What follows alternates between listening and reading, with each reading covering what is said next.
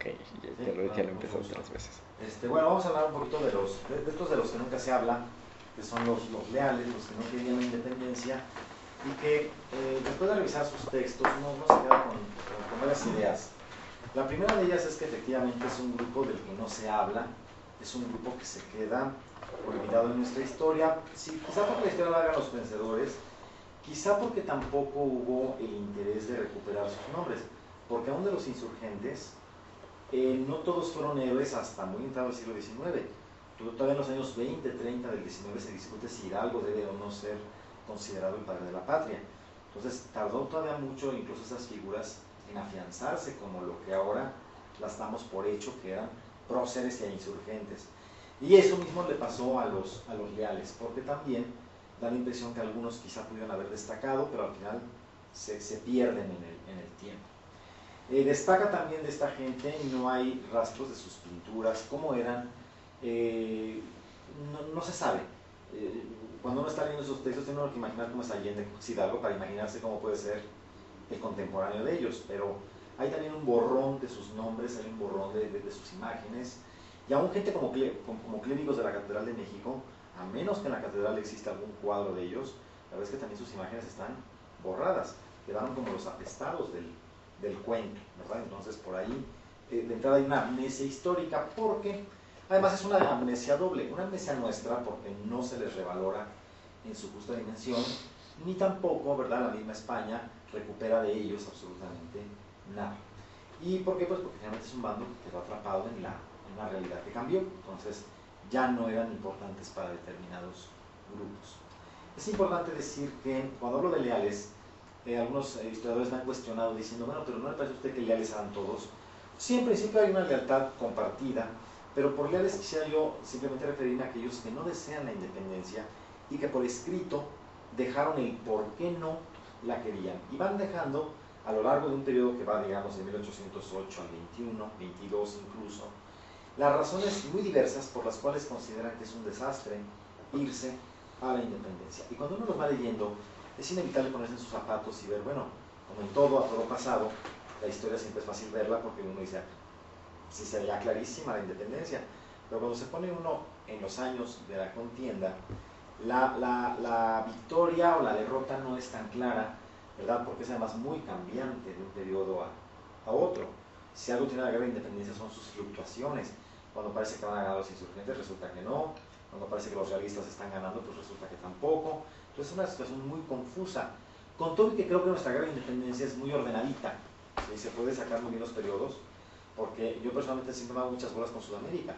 Como Bolívar anda por todas partes, dices, bueno, ¿en qué momento estaban? Y te aparece San Martín también en 3 países y te aparece. Entonces es como, a mí se me complica mucho el tema sudamericano. Es por eso que eso se da, porque no fue una guerra de continuidad. Claro, O sea, tuvo muchas lagunas. Sí, Entre sí. contiendas había muchos periodos, Sí. muchos tiempos muertos, dirían Sí, ahora sí. los ingenieros. Y aparte que Yo tengo México una pregunta rápida. fue como muy aparte su dinámica, al grado que cuando hablas de libertadores de América nunca mencionas a Hidalgo, o sea, hablas de Bolívar, San Martín, Washington, y como que México se queda acá. Y lo mismo, México tampoco ve su guerra de independencia como parte de un todo, quizás porque tampoco fue parte de un todo, andaba en su propia dinámica, y luego el silencio centroamericano de por medio, pues ves que lo deja totalmente aislado de todo el proceso que hay en el sur, perdón. En esta definición de leales que tiene, ¿cómo ubicarías a Hidalgo? Yo creo que Hidalgo es un convencido leal, De la que corona. efectivamente, leal de la corona, que efectivamente desearía un gobierno autónomo, pero no necesariamente la ruptura. Y yo creo que Hidalgo sí es muy confuso en cuanto a suponer que quiere una ruptura. No es la claridad de Morelos, que sí, Morelos tiene primero un acta de independencia que nunca sale a flote, no sé por qué, ni siquiera en red es fácil recuperar el acta de independencia de Morelos.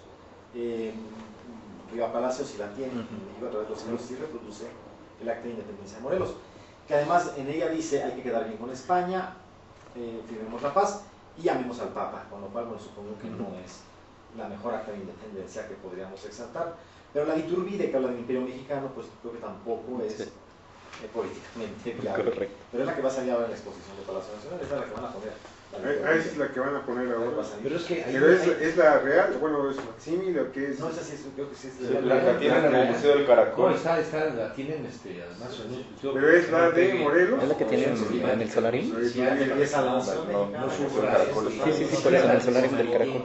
Que está el águila. Es una acta más formal, pero Cuando sales a los incluso conozco un historiador que está haciendo el estudio de los firmantes del acta. Grande como ese Y yo creo que cuadro. como la mitad son oscuros, o sea, de repente Sí, como que invitaron a cada teniente que firmara. Está bajo de un domo. Pero ¿quién era el No me teniente acuerdo, coronel? ¿no? Pues, en eso el acta de independencia americana es más detectable. Y en eso Sí están todos, ¿eh? No, y sí, está, Yo la y tuve solo hay, incluso, y solo hay tres. desgraciada, ¿no? Bueno, eso me Solo hay duele, tres pero rostros yo la que tuve en no- la independencia. Sí están todos, y están sus firmas y sus nombres. No, Es es decir, decir, pero es una cosa, y se pegaron de esa, se hicieron muchas, y se pegaron en muchas partes de la ciudad. sí, sí. No, sí se hizo. Y de lo que sí, por ejemplo, no se tiene ahorita nada, es de los sentimientos de la nación de Morelos. Que eso tuvo toda una metodología, además, hasta para expresarse, Sí. para Es manejarse. un manejar muy Y cuidadoso. eran los sitios donde debería leerse. O sea, todo el respeto del mundo para lo que ahí se dijo, para lo que ahí se asentó. Y mientras en el acta de independencia americana hay solamente como 4 rostros que no se han identificado, que es este firmante cómo era, pues piensan no hay nada de él. Pero en la mexicana la verdad es que la gran mayoría dice, ¿y estos quiénes son los que firmaron? Porque no hay forma de saber ni quiénes eran, ni cómo fue que finalmente cayeron para firmar, o sea, quién los invitó, cuál era su nexo, por qué unos sí y otros no. Se sabe realmente muy poco. A lo mejor para el otro bicentenario se puede hacer algo de la acta de independencia. Para el otro bicentenario. Sí, porque para el 2021, pues, porque Sí, yo sí. estoy diciendo que va a haber 2 fiestas, porque si este país va de fiestas, ¿no? Es de una a otra. Aparte de que de aquí entonces, pues, como ir ligando muchos bicentenarios, hasta que voy a caer el 21 y dices, pues ya llegamos. Sí, yo creo que es primer tiempo y segundo tiempo. Sí, es como los tandas. En el segundo tiempo ya les va a caer al Senado su sede. Exacto. sí. Por ejemplo, esta faraónica construcción que además mal hecha en el cruce de Reforma Insurgentes.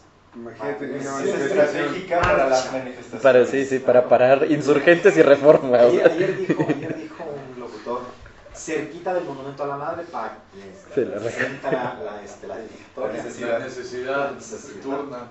Y la necesidad algo. Entonces los leales por ese lado es muy interesante porque son rostros que se perdían. Luego, no todos los leales, por lo menos los escritos que hay, son peninsulares, pero sí es verdad que la gran mayoría lo eran, aunque llevaban 30 o 40 años viviendo en México antes de producirse la ruptura de la Guerra de Independencia. Y luego también, algo que yo no he encontrado es a mujeres leales.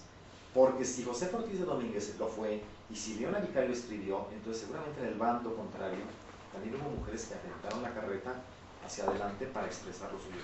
He encontrado españolas que reclaman desde España mantener la lealtad americana y demás, pero no en América, textos de mujeres que creo que sería muy interesante el ver también esa visión femenina, porque a lo mejor una mujer puede estar reclamando desde que no le maten a sus hijos hasta cuestiones más sentidas de decir, pues no rompamos por tal o cual razón.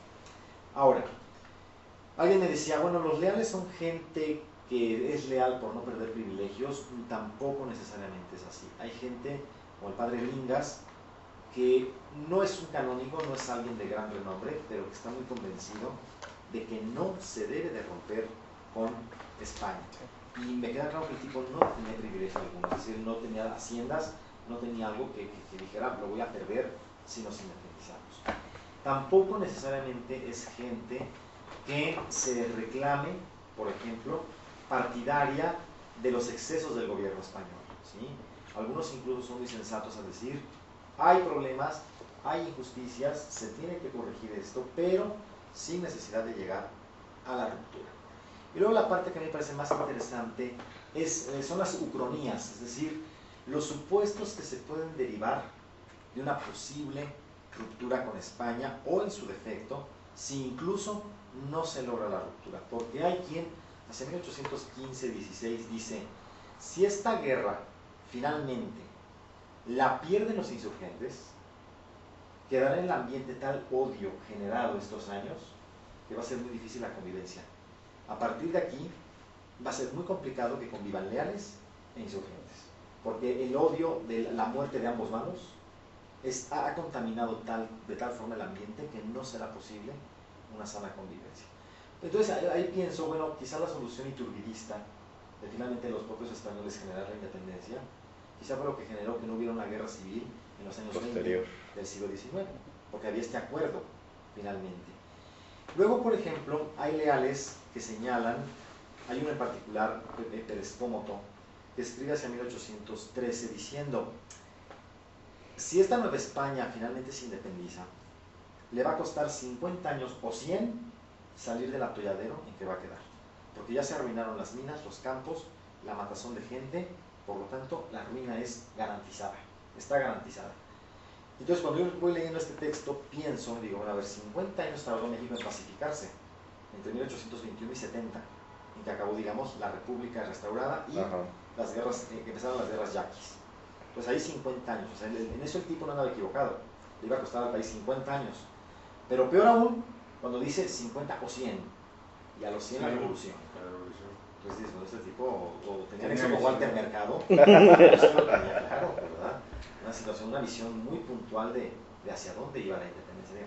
Sí, pues es lo mismo que yo lo que ibas a decir. Sí, sí. Dice que tenía bola de cristal, porque realmente... Ya, ¿no? ¿Verdad? El padre Vingas en particular es uno de los más contestatarios. Yo quería hacer un comentario. La guerra de independencia, per se, no fue cohesión, nunca tuvo cohesión. ¿Nunca tuvo qué? No estuvo cohesionada. Cohesionada, ¿no? Jamás. Cohesión, ¿no? Realmente, al final, la guerra de independencia fue única. El país siguió estando muy disperso. Sí. Las poblaciones, y eso fue evidente precisamente cuando en la guerra de 1847, en la guerra con los gringos. ¿Sí?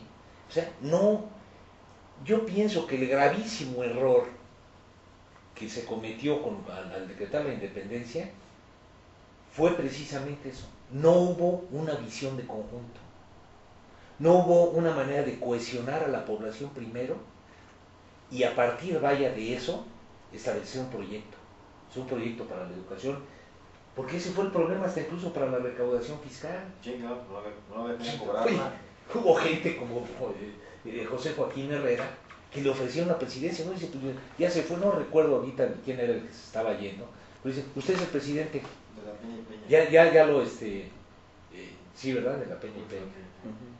Y le dicen, y dice, no me interesa, no, yo no quiero nada, porque sabía que era agarrar de la rifa del tigre, ¿no? Y si eso cambiaron las cosas, se pelean por eso. Y luego le vuelven a decir, si yo tengo problemas de salud, no me interesa eso.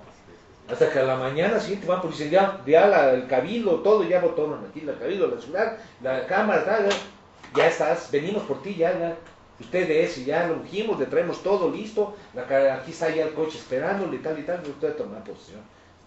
Ya no hay para dónde hacerse, porque si usted aceptó el cargo, era diputado por este cuate, y lo hicieron, pero él no quería. ¿De la Entonces, Peña? sí, no, José Joaquín Herrera. Pero ahí viene una... Como le toca residir al país derrotado, con lo cual... La consumación de la independencia, lo que hace Iturbide, fue una cosa como que ya todos los elementos estaban dados, ya nomás era, a ver, pues saquen aquí las cosas y a ver, aquí hacemos el rompecabezas, a ver, aquí está esto, ponemos aquí, a ver, pasan aquello, así, de simple. O sea, nada más era integrar una cosa de una manera simple, porque los elementos ya no había nada para qué luchar. Lo único que les falló fue establecer lo que hicieron los gringos, o sea, ser un método para tener un sentido de nación, vaya, a pesar de lo que fuera, o con los elementos que hubiera, y a pesar de las situaciones internas que iban a seguir colapsándose ahí. Eso es lo que hicieron los gringos, es la verdad. Y eso es lo que a nosotros nos faltó. Y ese fue realmente el dolor de cabeza hasta Juárez, bueno, hasta el imperio. Yo veo hasta hoy, ¿no? Como hasta hoy. Yo no veo un sentido de misión. No hay una cohesión. Nosotros realmente no tenemos una cohesión en el sentido inicial, porque insistimos en estar divididos. En estar en Chiapas, la gente, el indígena ahí, no, En Chiapas, por ejemplo, los Tzotzils, Tetzales, Tojolabales, Chamulas, hay como 15, ¿sí? Los Zoques, etcétera, etcétera. ¿Sí? No les interesa. Igual que acá, pero acá también, ¿qué pasa ahora que Monterrey tiene tantos problemas también de delincuencia y de crimen organizado? ¿Qué es lo que pasa? Hace unos años, nosotros podíamos prescindir de la federación. En una república de Nuevo León. Nosotros, aquí, a ver, ¿dónde estás? A ver, ¿a dónde te fuiste? A ver, ¿cómo te rasgaron las vestiduras del trasero? Se largaron, sacaron la lana. Ese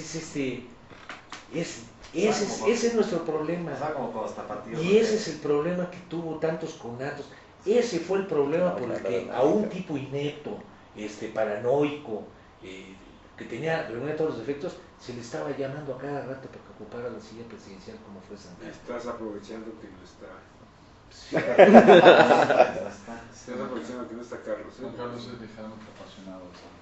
¿De Santana? Sí. No, lo tiene, no, el cuate tuvo sus méritos, yo no estoy hablando, pero simplemente, señor, ya es un anciano, ya las últimas veces el cuate ya estaba verdaderamente, ya no tenía ninguna capacidad. Como te digo, ¿cómo pones a una gente sin una visión de conjunto en una nación que está naciendo, que es naciente?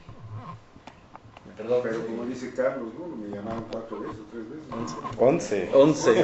No, una tras otra. Pues sí, pues Bueno, entonces los leales también son un conjunto, evidentemente no cohesionado, efectivamente. No es un equipo de fútbol que se forma una estrategia, sino que es gente que va apareciendo según los procesos, según avanzó el proceso independentista. Comienzan sus escritos de 1808-9, no solamente reclamando la lealtad a Fernando VII, sino hablando de la unidad de España y América, señalando que son una misma unidad, señalando que no existen, más que en la imaginación de algunos, dicen, la idea de diferencia entre España y América, y que por lo tanto las Américas tienen que ser solidarias con una madre patria invadida que está en guerra. Incluso, haciéndose mucho eco de los virreyes, dirán, bueno, el sueño de los novohispanos, el sueño dulce de los novohispanos es la guerra que enfrentan los peninsulares. Por lo tanto, dado que no podemos, aunque queremos, ir todos a la península a pelear, ¿verdad? Hay que aportar bienes para que la guerra se sostenga contra los invasores. Entonces por ahí empieza el discurso de los leales. Conforme avanzan los años 9, 10, ¿verdad? Se mantiene este discurso hasta que aparece Hidalgo. Hidalgo irrumpe en el discurso de los leales de una forma muy violenta.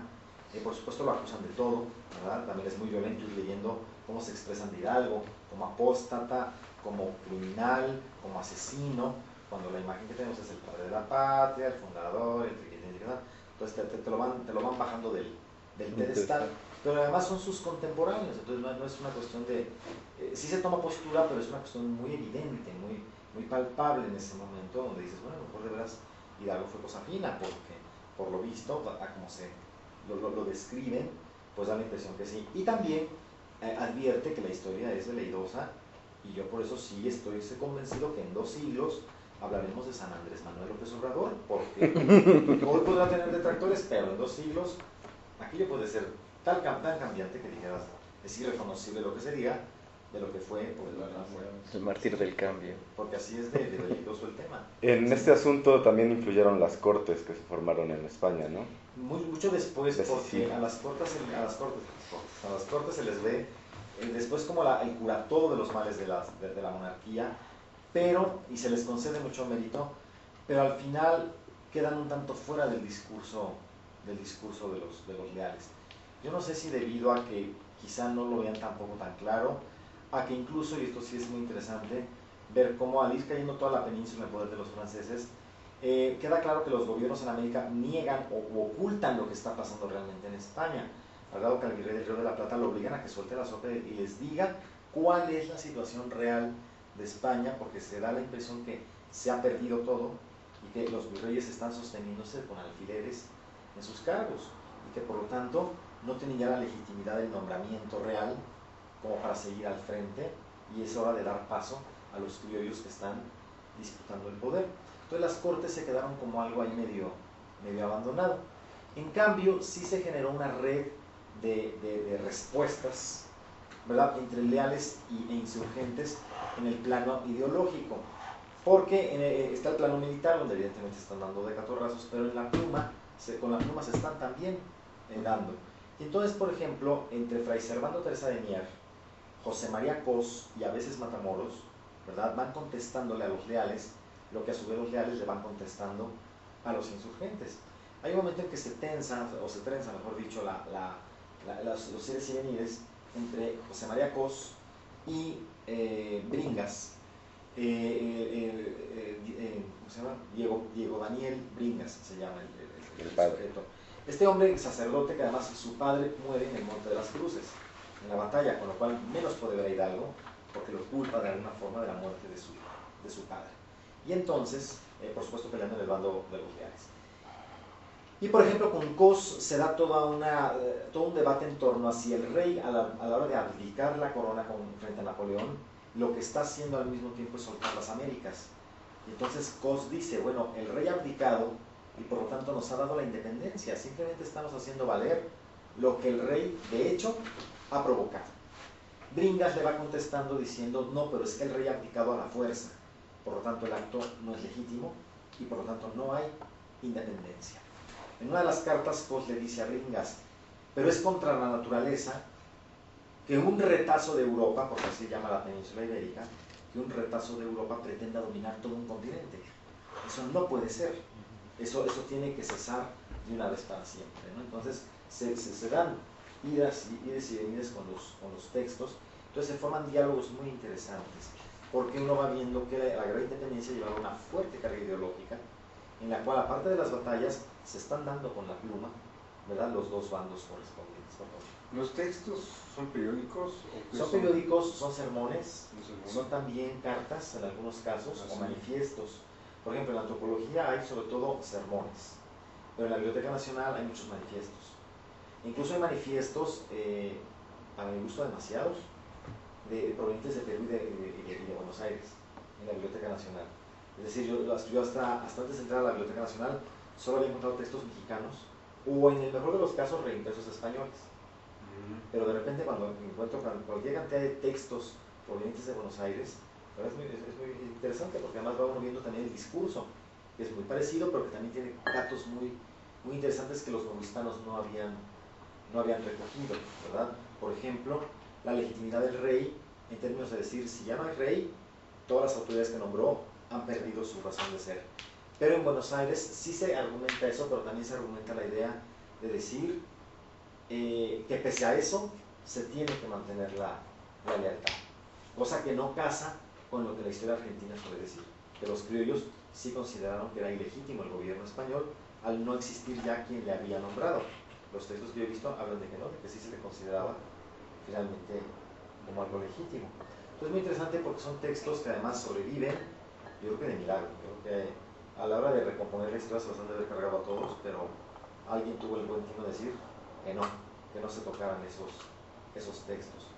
Encuentro, por ejemplo, a un ecuatoriano, el doctor Quijano, que perteneció a la Junta de Quito, a la Junta Independentista, luego cae en la cárcel, lo ajustician, pero antes de morir escribe una carta donde se arrepiente de todo lo dicho y dice: reconozco mi error de haber abrazado la independencia, porque en los 2 o 3 años que gobernó la Junta de Quito no hemos estado peor que antes, ¿sí? Ha sido un momento más oscuro de la región de Guayaquil y de la región de Quito cuando nos hemos declarado independientes, con lo cual te da una visión muy distinta de esta idea color de rosa de alcanzar la independencia como tal. Por ejemplo, Luis María Orduño, un clérigo de la zona de Aguascalientes, me parece que es donde se mueve él, señala, por ejemplo, o da muy buena cuenta de lo que es la guerra, ¿verdad? Dice, ¿en qué momento tanta gente fue llevada al sepulcro de la noche a la mañana? ¿En qué momento tantos ahorcados en el camino y tanta gente asesinada sin saber exactamente por qué? Es una descripción de la guerra de independencia que no es gloriosa, que no te la exalta, sino que te dice el día a día de lo que se va viviendo en caso de un conflicto. Y Orduño, por ejemplo, dice en algún momento dado, atribuye que la guerra proviene de un castigo de Dios por haber relajado las costumbres morales, ¿sí? Y que olvidado Dios de América la ha mandado a la guerra para que se enmiende su moral, ¿no?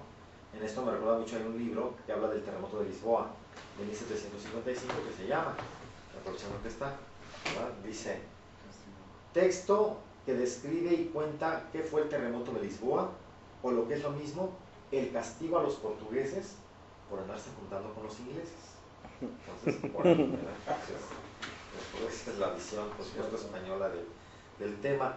Entonces resulta que son como fotografías del conflicto y de cómo se va viviendo el día a día. Otro de los ponentes describe que en la guerra se ha generado tal atropello, tal saqueo y tal pérdida de personas que pareciera que Dios se ensaña con los novohispanos para vivir semejante tragedia.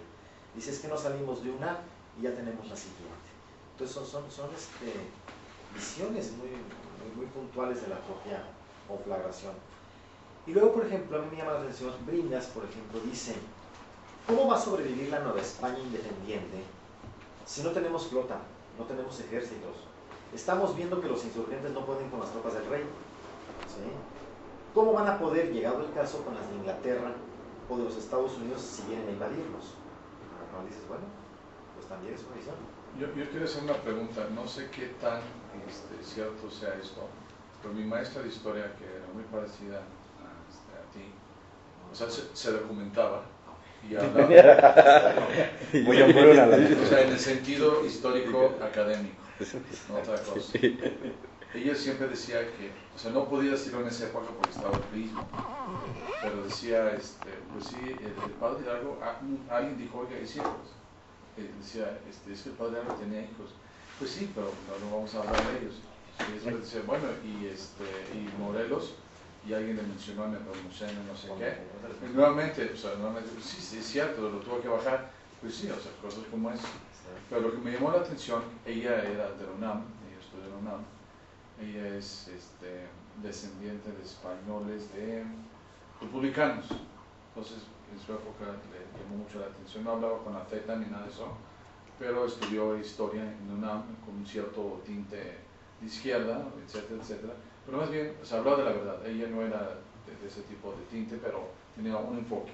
Pero lo que me llamó la atención es que una vez dijo que mandaron de la Nueva España un contingente, no sé qué tan cierto sea, a Estados Unidos, por armas básicamente, y no los quisieron dar o no quisieron entrar en un arreglo, porque lo que querían a cambio de las armas no solamente era la contratación, compra-venta de material, sino que de alguna manera se empezaran a anexar a un nuevo proyecto con Estados Unidos, o sea, porque todavía en esa época se sentían, pues no puedo decir que españoles, pero se sentían, o sea, que tenían afinidad con los de la Florida, cierta parte de las Carolinas, que era española, las islas esas que están enfrente, no sé qué, o sea, todo eso que era medio español. Entonces decían, bueno, pues ¿por qué no nos unimos todos? Pues no sé qué tan cierto sea, pero tengo entendido que llegaron con el presidente en jefe de por allá, no sé quién estaba en esa época. Madison, por ejemplo. ¿Quién? James Madison. Pero le dijo que no. Mejor no. Sí, por ejemplo, el propio Hidalgo, su idea de huir hacia Estados Unidos para perpetuarse. Luego Morelos sí mandó un embajador. Y de hecho en la Constitución de Apatzingán no menciona Texas. Con lo cual ahí dice, este tenía planeado soltar Texas, entonces ya ni se molestó en incluirla, porque ya la daba como por perdida a cambio de... Porque efectivamente la cuestión tejana viene de muy atrás de estos mismos años, con este reclamo de que la Luisiana llegaba al Río Grande, con lo cual Texas había sido francesa. Yo siempre he dicho, si esto fuera cierto, los vaqueros usarían botitas rosas, era bonito, porque la herencia francesa pues estaría, pero clavada, ¿no? Entonces, pero evidentemente no hay tanto, ¿verdad? Pero si fueron allá. Pero si fueron a pedir ayuda, precisamente. Los americanos lo que usaban era el filibusterismo, la idea de mandar armas, todo, pero para ganarles sin arriesgar y al mismo tiempo no generar una guerra con España, porque tampoco la había. Entonces era este doble trajín. Aunque Estados Unidos siempre tuvo en la lista negra de sus enemigos, en esos años, a España en primer lugar. Claro. Sí. España era el peor enemigo de Estados Unidos hasta la guerra del 900, donde pierde. Ni siquiera los ingleses. ¿Los panamericanos? Por distintos motivos, los ingleses porque los tenían por Canadá y apuntándoles, pero la idea de España puede quedar con tierras de un país que iba en decadencia, que iba a ser como muy fácil engullirse, como sucedió con la Florida, y después Filipinas. con la misma Texas, y ya después, claro, con Filipinas y Cuba. Entonces, esa idea de como de país decadente, ¿no? Que se podían, se lo podían, exacto, irse agenciando, y encima invadido, no podía defender lo que tenía de aquel lado. Entonces es interesante porque también los leales establecen en algún momento determinado que podrían en un momento determinado aceptar la independencia siempre y cuando, si cae España en manos de Francia finalmente, se invitara a cualquier español que quisiera escapar de aquello a irse a vivir a las Américas, es decir, bajo la idea de que las Américas serían ahora la nueva España, o la España verdadera, frente a la que quedaría sepultada por el ateísmo francés. Incluso hay una idea en la misma España de que una vez que pasaron las guerras con Napoleón, España queda tan arruinada que señala que la guerra de América, como la llaman ellos, es una guerra que está siendo más costosa que la propia guerra napoleónica. Y esto ya implicaba bastante, porque si de por sí España fue barrida por la guerra de invasión napoleónica, pues luego entonces enfrentar al mismo tiempo una guerra en ultramar era doblemente complicado. Y hay algún español que incluso, del que se hacen ecos leales, que dice es que si además perdemos las Américas, cualquier cantidad de burócratas nos van a regresar a la península. Entonces, ¿dónde los vamos a meter? Cosa que los ingleses se quejaban lo mismo a la hora de perder Norteamérica. Dicen, ¿a dónde vamos a meter a toda esta burocracia que hemos logrado medio canalizar a las colonias y ahora van a venir de regreso? ¿Verdad? Ustedes recuerdan, muchos de los leales cuando se pierden las colonias van a parar a Cuba, que Cuba se mantiene leal, otros fueron a parar hasta la península, pero, ¿verdad?, de alguna forma también buscaron cómo reacomodarse en el mismo México, ¿verdad?, para no perder pues lo mucho o poco que pudiera suponerse con la independencia. Hay una vertiente que a mí particularmente me llama la atención también, que tiene que ver mucho cuando los leales escriben reclamando que de alguna forma los insurgentes no tienen un proyecto de qué quieren, ¿sí? Quizá el tema de la cohesión que comentaba. Algunos, por ejemplo, le cuestionan a los insurgentes ¿qué quiere decir la independencia, ¿verdad? Dicen, bueno, rompemos con España, pero no ofrecen nada a cambio. ¿Qué significaría ser independientes? Entonces es un proyecto, dicen, que no tiene ni pies ni cabeza. Estamos seguros con España porque sabemos a qué atenernos, pero nos dicen, vamos a ser independientes, pero ¿cómo y en qué forma? Y como eso no nos lo han dicho, pues efectivamente tampoco los podemos secundar. Y uno si ve, por ejemplo, los sentimientos de la nación y demás, si es un proyecto de qué se quiere, pero no necesariamente cómo se quiere. Entonces, efectivamente, no siempre parece que los insurgentes tuvieran claro hacia dónde van. Hay una idea muy puntual, América es para nosotros, no creemos en el dominio europeo, todo eso está muy bien, pero luego con todo eso, ¿para dónde? ¿O qué hacer con esa independencia? Y se genera una incertidumbre que a mí me hace entender que es como muy sensato la postura de los leales. Es un poco como lo de Martín de Sahagún, que decía, no vamos México, y alguien decía, ¿pero a dónde? Porque, como que, ¿para dónde? O sea, pero dime, hay una situación ahí, es nuevamente la falta de cohesión. Es lo mismo que sucede, es el mismo Sísifo que se repite con los Flores Magón. Sí, por ejemplo. Flores Magón hacen aquí una cosa, pero en realidad ellos fueron después un conjunto disjunto. ¿A qué quieren llegar? Claro. ¿Sí? ¿Qué sucede aquí cuando viene lo que empieza a promover la independencia? Son los criollos. Porque ya era alarmante la marginación que ellos también tenían al no ser peninsulares en la cuestión de los controles de las tierras, entre los latifundios, de ahí empiezan empiezan a que eran literatura prohibida, el contrato social de Juan Jacobo Rousseau. Sí. Y quienes vienen por ahí empiezan ya muy subrepticiamente a involucrarse. Los masones, el rito yorquino, que fue el primero que agarró cierto auge aquí en México. ¿Y quiénes estuvieron ahí? El licenciado Primo de Verdad. Es lo mismo que después pasó con los Flores Magón, ¿sí? Primo de Verdad, y sacerdote Talamantes, Melchor de Talamantes, que era peruano además, ellos crean una base como de nación, de vamos a decir, una praxis política, vamos a decirlo con palabras de ahora, con lo que ellos tenían, todo el bastimento que traían de los libros de demostración, de Dallenberg, del ensayo sobre el entendimiento humano de Kuhn, todos estos, ellos traían una buena base, una gente culta. Y si tú ves ¿por qué él le trata de dar un cuidado muy protocolario a lo que escribe el mismo Morelos? Hasta cómo debe decirse, cuándo debe decirse, dónde debe leerse una cosa de esas, dónde no. Precisamente para darle por ejemplo, una calidad de valimiento, válgame la palabrita, ¿sí?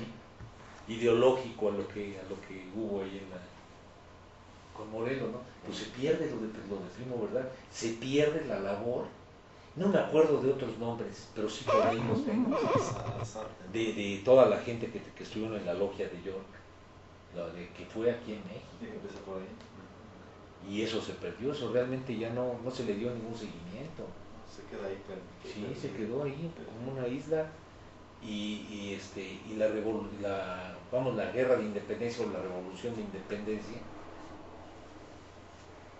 está vacilante ideológicamente, realmente. Sí, es un ir y venir. Eso ni venir, no hay esos huecos los llenan justamente los reales reclamando. Bueno, dimos un proyecto confiable, un proyecto cierto, como para poder decir te apoyo. Pero es que lo que nos me proponen es matar españoles, libertad o igualdad dicho así como al aire. Entonces, ¿cuál es el meollo del asunto? Entonces, vuelven a oponerse porque dicen es que no nos llevan a un lugar seguro.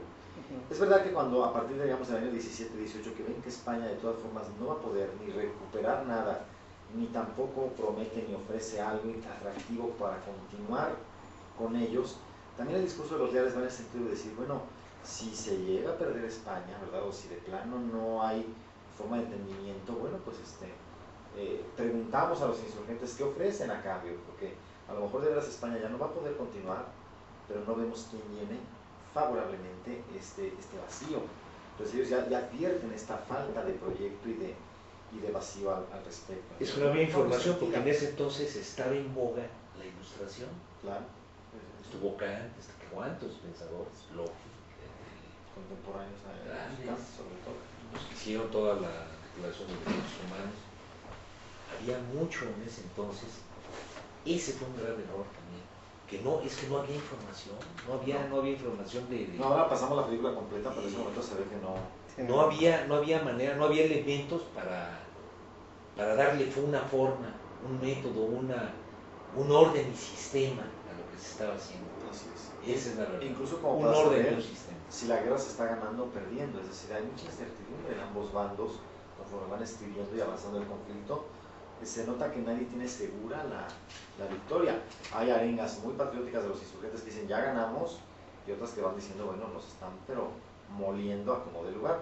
Y los leales van por las mismas, unos dicen ya esto ya se pacificó, y otros dicen no, es que no hemos acabado porque el levantamiento ahí está, el reclamo ahí sigue, no hemos acabado. Entonces es como un fuego cruzado de información que me supongo hace muy confusa en el momento de cualquier apreciación sobre el conflicto. Por eso decía yo, me pongo los zapatos de los contemporáneos y digo, bueno, pues como guerra que era, me imagino, pues esto ha de ser lo normal, tener tal desinformación y tal desbarajuste, y ya luego los historiadores se acomodan todo para que corra la película, pero en ese momento es muy confuso todo el revoltijo.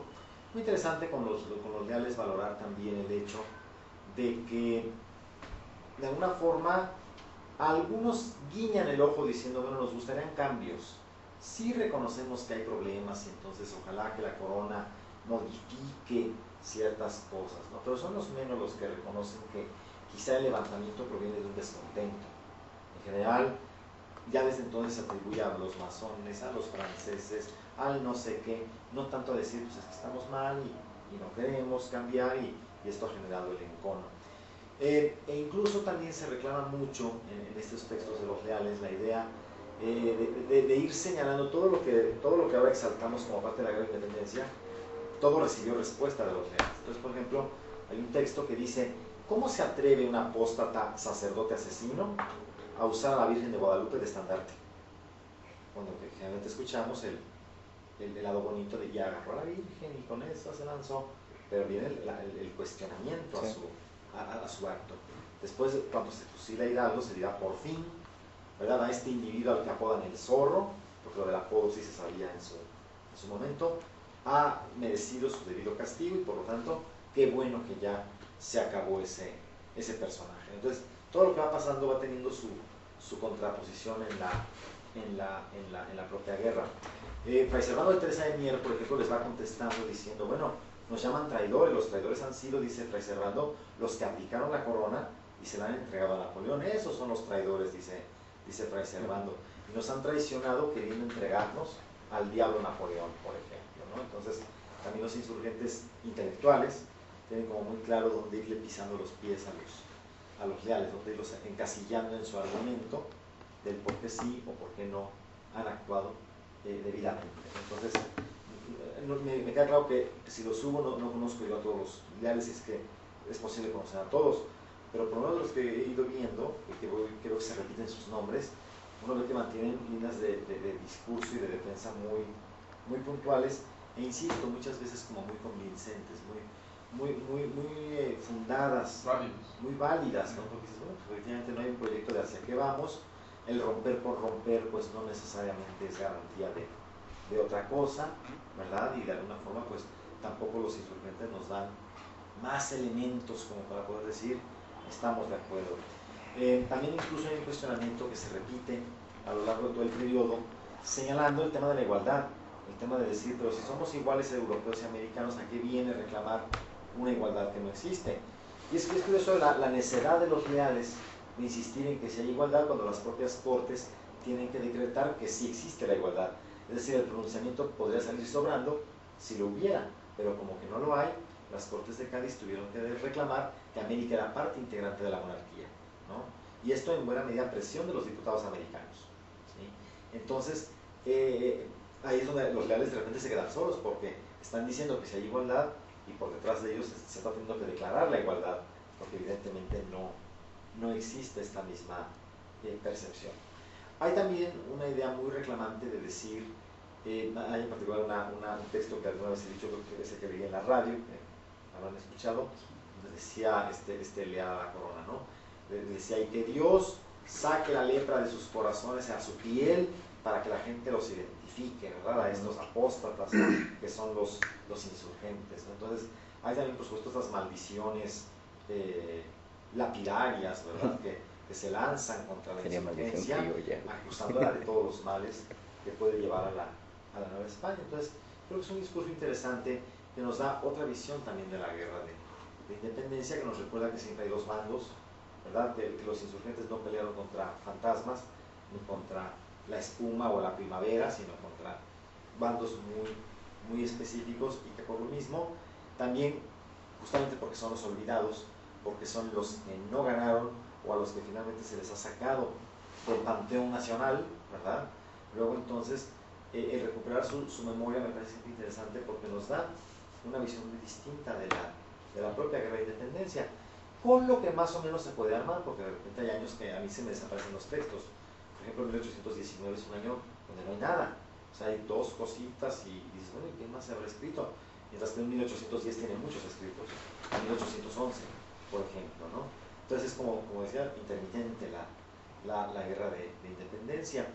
Y dentro de esto mismo, llama mucho la atención de repente algunos leales que llegan a decir, España tiene que definirse, o quiere conservar las Américas o las quiere perder.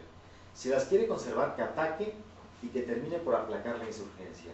Y si no las quiere, pues que las independice, pero que se defina. Pues también acusan a España de cierta indefinición a la hora de actuar. Yo concluiría señalando la idea de Carlos María de Bustamante, que para mi gusto es un leal a la corona, aunque siempre se le identifica más como independentista. Pero en un año tan ya de cierre como 1819, Bustamante escribe diciendo: Primero que ambos bandos han sido muy animales a la hora de la guerra, es decir, dice, han sido tan terribles los insurgentes como los leales. Ambos bandos se han degollado mutuamente sin piedad. Por ese lado, ni se quejen, porque los dos bandos han sido terribles. Pero advierte, en 1819, a mí me gustaría, dice, cambios, ¿verdad? Que hubiera unos cambios, que hubiera más igualdad, que los peninsulares entiendan que las Américas se tienen que gobernar solas, pero, ¿verdad?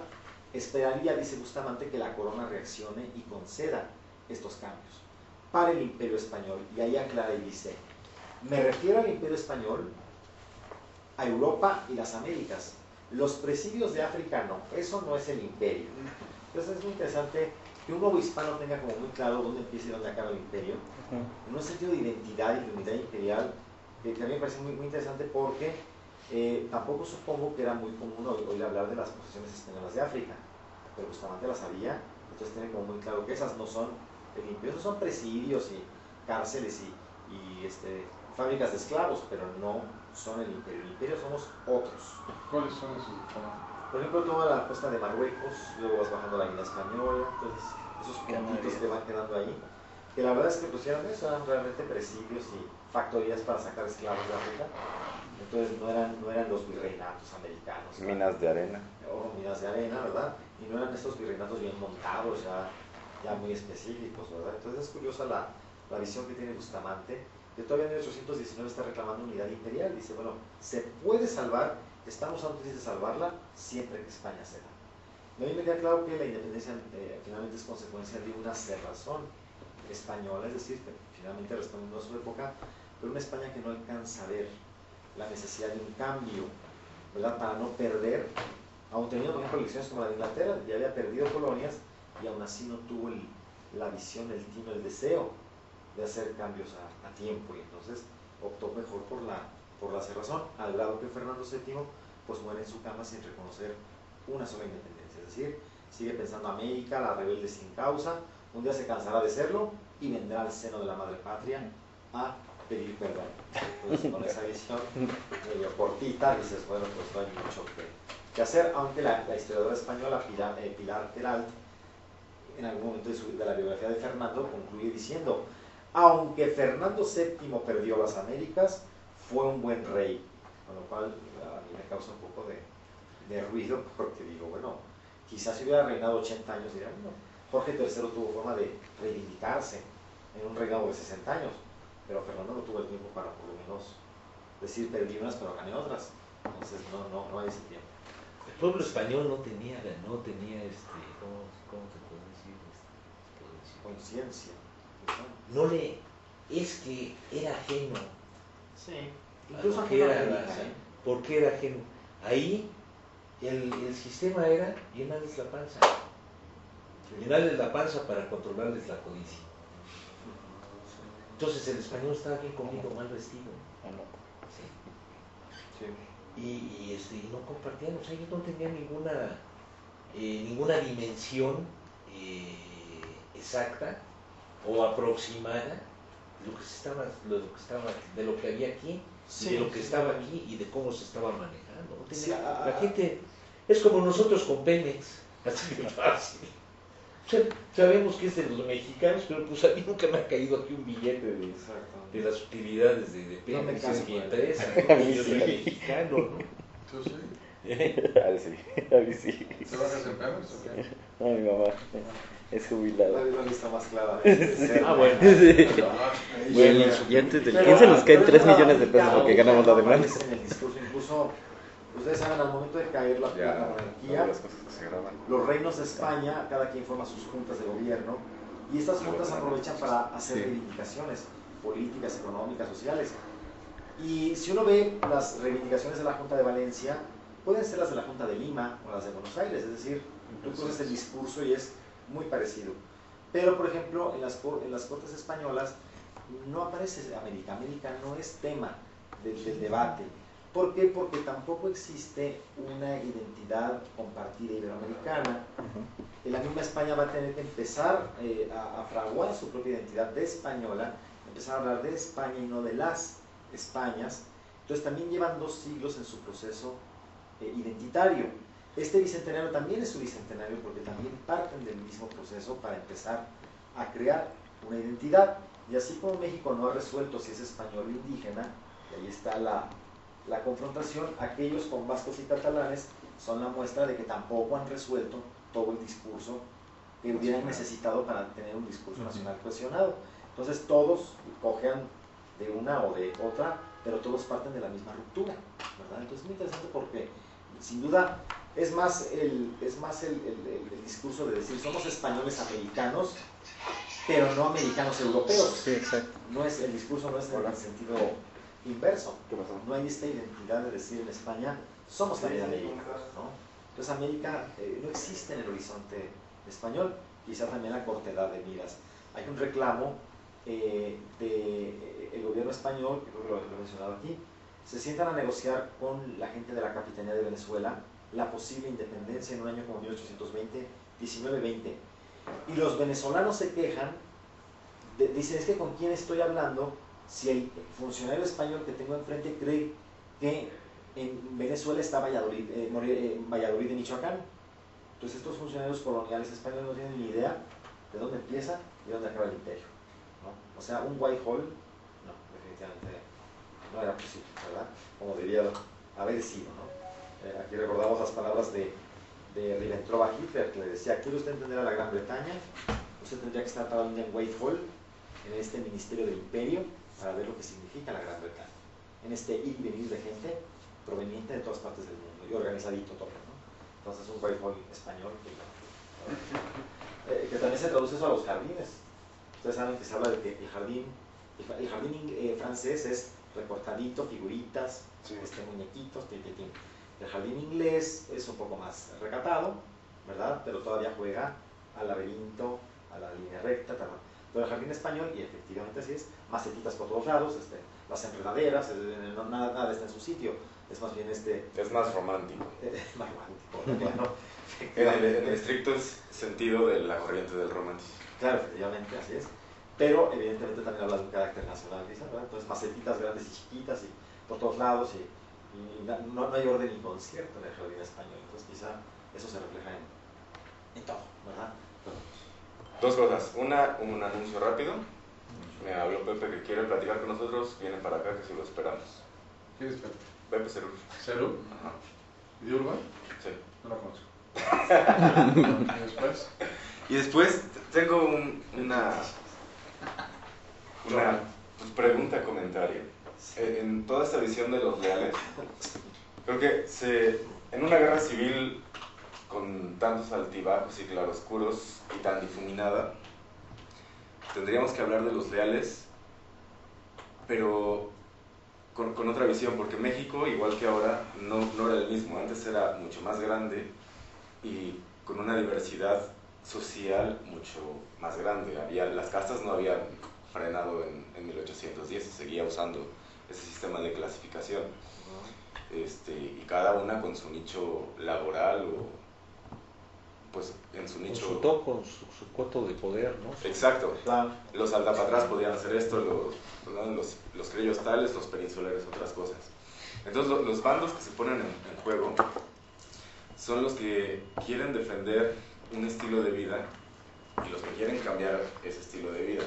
Pero dentro de los leales tenemos como al mismo Hidalgo que no tenía claro ese movimiento de independencia. Creo que la independencia como tal, una completa división entre la península y la América, se fue dando a lo largo de toda la guerra. Había quienes luchaban en la guerra de independencia, principalmente en la primera mitad y un poquito después, que apoyaban a la corona, eran leales, pero estaban contra el ejército real.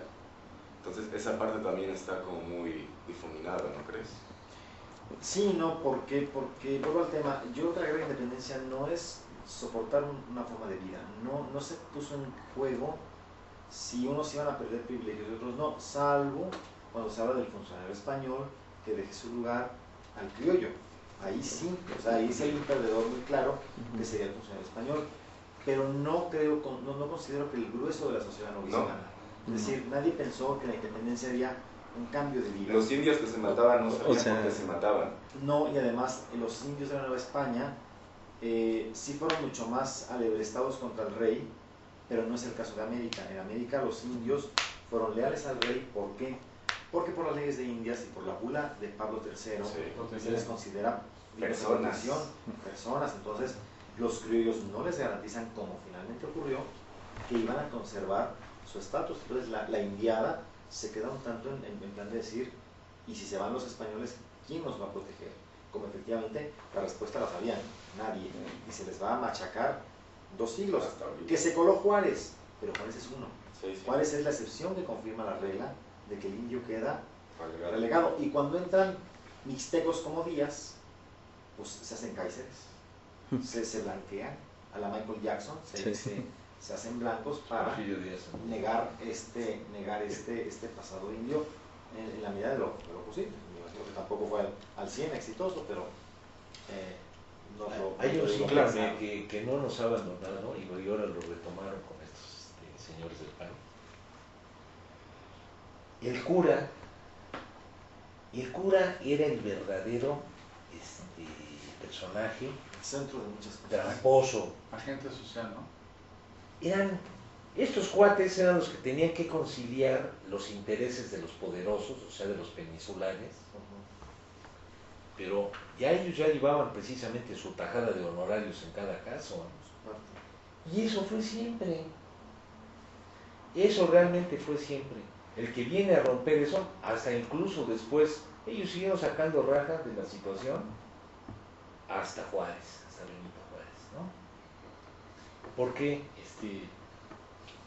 yo me pregunto eso desde Pedro de Alvarado, cuando Guatemala era de nosotros, que nombran a Beatriz de la Cueva, la primer gobernadora que tuvo América, además. Muere Alvarado aquí no, aquí en América. Aquí muere en Jalisco. La señora pinta todas sus paredes de negro, ¿sí? Y dice, pues, y una de las hijas de Alvarado, pues ahí también estaba ya vinculada familiarmente con ella, que era su cuñada, y al mismo tiempo era su hijastra. Y ahí es donde se mete el cura, cuando muere Pedro de Alvarado, que era el gobernador por antonomasia de todas esta provincia. El adelantado. El adelantado, exactamente, la palabra, el adelantado. Entonces, ¿qué sucede ahí? Pues esta mujer la nombra los curas, porque dice, híjole, no, pensándolo bien, cuando empiezan a manejarse los nombres y a ver, y dice, nosotros ya en qué libro vamos a leer. Claro. Y ahí es donde los curas hacen el ensamble para que ella quede como gobernadora. Esa es una obra de teatro de Carlos Solórzano. Yo la leí, la tengo, es más, la leí. Y juegan ahí un papel. Y Carlos Solórzano, como un gran maestrazo, que ha sido un maestro emérito de la Facultad de Filosofía, un erudito, hace un retrato impecable de la inquina, de la maledicencia del clero, y cómo hace todo el trastupije para que quede ungida y eso sigue prevaleciendo, ¿no? Bueno, Y incluso Beatriz de la Cueva, cuando toma posesión, pero ya para terminar, no, le ponen Beatriz de la Cueva, entonces ella lo tacha y pone La Sinventura. Entonces de ahí viene, así se llama la obra de teatro. ¿Cómo se llama? Las Inventuras. Las Inventuras. ¿Sí? Lo más simpático del asunto es que ese tipo de estrategia del clero sigue. Sigue. Canesa sí. Soy de las misitas esas que daba, que le conseguía Marcial Maciel a Juan Pablo, de $50,000 por piocha, 10 familias mexicanas de los más adinerados. Dices tú, es lo mismo, la misma jugada. Los operadores de costumbre dentro del clero son los que pues, han estado también gozando de una gran impunidad, como sucedió. Digo que ya salía después de muerto, fuerte ese. Salió. Volviendo un poquito al tema de la guerra, Sí. más específicamente lo que quería decir es que del bando de los insurgentes peleando contra el ejército realista había leales a la corona. Pero depende, es decir, la lealtad era muchas veces como la de Javier Mina, en función de, sí quiero la corona, pero no esta corona, es decir, no esta corona absolutista, absoluta y todo, pero no necesariamente, es decir, si en los insurgentes hubo, quizá en una primera etapa, una idea de no rompamos al 100. La primera mitad. O sea, sí, pero ya con Morelos ya era irreversible, es decir, ser insurgente significaba romper, o sea, estar de acuerdo con la ruptura total, claro. La primera lealtad insurgente, sí, efectivamente, ya sea como pretexto, eso que se llama la máscara de Fernando VII, es decir, bueno, conservemos el trono al rey para cuando vuelva, porque igual un día vuelve, ¿no? Entonces, mientras nos autogobernamos. Sí hay estos leales que sí piensan esa idea de, mientras le pongamos a estos gachupines, que son los malos españoles que vienen y van, que no se piensan quedar a vivir aquí, y que entonces nada más vienen a saquear, vienen a la rapiña, y Turricaray el primero, y a partir de ahí todos, y hay que encontrar esos, y no necesariamente romper con el rey. Pero claro, el rey es algo de humo, es algo que de todas formas ya abdicó, está preso, entonces un día va a volver, pero pues mientras vuelve. Claro, pero es una vuelta de tuerca para esos leales a la corona que están en contra del ejército realista y que de pronto, por lo que luchaban, se les vuelve en contra. Y entonces dicen, yo estaba luchando por una corona, pero no por tu corona. Ajá, exacto. Por un gobierno criollo, americano, bajo la tutela de una corona europea. Exacto. Y de repente se les vuelca es que fue un reclamo de inclusión que terminó en independencia, pero con siempre el temor del autogobierno, o sea, ¿cómo vamos a comenzar nosotros a gobernar? Además, claro, ¿cómo vamos a ser capaces? Por ejemplo, Bringas dice que hasta los libros nos llegan de España. ¿Cómo vamos a romper si dependemos y le debemos todo, dice, a la misma España, ¿no? Lo cual también lleva consigo un discurso que no es el único, porque sí hay un discurso paralelo, pero un discurso que niega cualquier pasado previo a la presencia española. Hay un discurso contemporáneo de época que dice que no, que incluso la colonia ha sido un paréntesis en un devenir, ¿verdad?, histórico. Incluso a la hora de buscar al emperador se voltea a ver a la casa Moctezuma. Dice pues que haya un Moctezuma III. De hecho, la novela de Los bandidos de Río Frío se basa en ese supuesto de regresemos a Moctezuma. Yo quisiera más hacer un pequeño análisis, si te permite. Sí. Algo que siempre me ha llamado la atención es cómo nos observamos los anglosajones en esto, yo siendo la mitad de uno de ellos, pero en fin, es siempre acerca de México, es que siempre desconoce su ancestría. Los gringos, franceses, canadienses, no sé, todos sus colonias, yo sé que hace poco, pero siempre dicen, yo puedo más o menos relacionarme con 3, 4 generaciones por mi apellido, si soy francés, alemán, italiano, inglés sobre todo, que fueron los primeros, o sea, ¿cómo llaman los de? Perdón, la familia, o sea, que regresan su ancestría al Mayfair, o sea, el primer barco que llevan. Le llaman, tiene un nombre, Mayfair. Bueno, por así decir, es la Catego de Estados Unidos. Claro que 2 o 3 de ellos se dedicaban a la prostitución después, ¿no? La señora Fleis, pero es otra historia. Pero mientras, en general, pero aquí en América, dice, tú le preguntas, oye, ¿de dónde es tu papá? Pues es de Puebla, o es de Veracruz. Pero ahí se pierde, no hay más para atrás. Mucho, o sea, y además, no quieren saber. Es raro. Sí, pero es que hay una el mestizaje. Los franceses que vinieron con Porfirio, o lo que tú quieras, siempre lo mismo es negar nuestras raíces. O sea, hablamos el idioma, el apellido es español, ¿no? Como el chiste de irlandés, que le preguntan durante el conflicto de Norirlanda, le dicen, oye, yo no entiendo estos, el surafricano que dijo que estaba observando el problema de Norirlanda, pues yo no entiendo a estos irlandeses, se andan matando y son iguales. ¿Cómo? O sea, veneran al mismo Dios, hablan el mismo idioma, tienen los mismos apellidos y viven en la misma isla. ¿Okay? O sea, malo lo mío. Me estoy peleando con todos mis vecinos que son negros, que no son cristianos, tienen otros ideas, y nada de nada, o sea, todavía estos están locos. Pero en fin, o sea, hay una ruptura, pero en la escuela donde tú estudias seguro te has encontrado como la alcurnia, que sí se logra identificar hasta su origen europeo. No, ¿no? Mira, yo no puedo decir que fui a la escuela de alcurnia, una escuela aquí en Polanco, la mitad era republicana y la otra era judía, pero independientemente de eso, La escuela secundaria de la Ciudad de México. así es.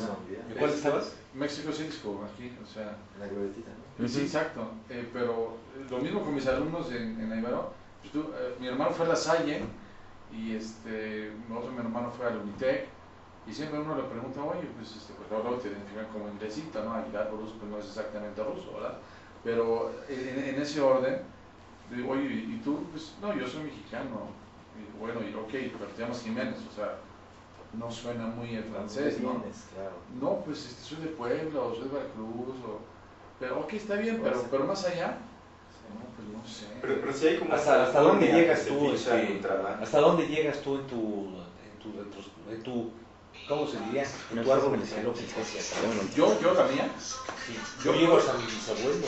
yo Ya- puedo ya llegar por- por lo menos a 1700 algo, del lado Lo británico. tienes Sí, lo tenemos, es como... Yo tengo sí, como aquí de te mil- esperamos como ya, de es 1800. Yo y algo. 1700, yo todavía sé que un ancestro mío Pues cuando llegues estuvo por pronto. peleando contra los no lealistas americanos y ¿Sí? regresó, ¿no? Vale, pues. Uno, Vale. porque debe haber muchos. Pero del lado español nunca sabemos nada. Y es más, como que lo tratan de opacar.